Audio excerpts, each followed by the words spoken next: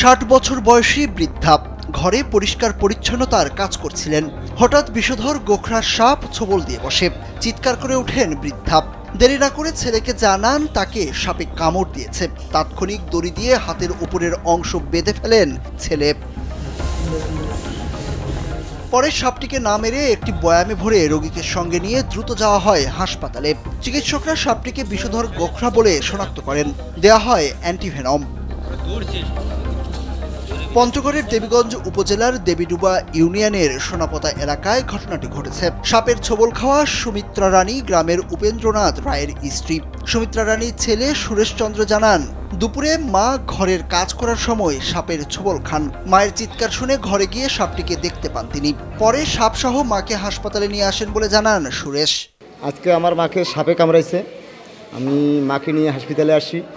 কি সাপ কামড়াইছে আমি সেটা বলতে পারলাম না, তবে আমি সাপসহ হসপিটালে নিয়ে আসছি। এখন হসপিটালে চিকিৎসা চলতেছে।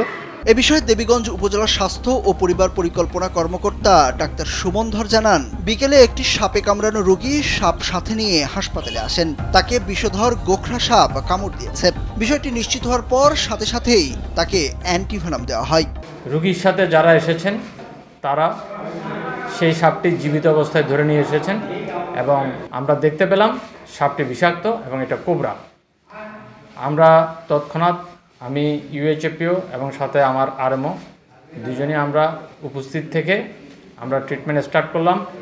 আমরা আগেই উপজেলা স্বাস্থ্য কমপ্লেক্স প্রাথমিক ট্রিটমেন্ট দেওয়ার পরও অনেক রোগী বিষক্রিয়া আসতে পারে বা যে ট্রিটমেন্ট দিয়েছে ওটার পার্শ্ব প্রতিক্রিয়া থাকতে পারে। এখন আমরা রোগীকে অবজারভেশনে রাখব। চিকিৎসক সবার উদ্দেশ্যে আরও জানান, দেবীগঞ্জ উপজেলা স্বাস্থ্য কেন্দ্রে পর্যাপ্ত অ্যান্টিভেনম আছে। তাই সাপে কামড়ালে দেরি না করে দ্রুত হাসপাতালে আসার পরামর্শ দেন তিনি। সুরুজ আহমেদ, কালবেলা।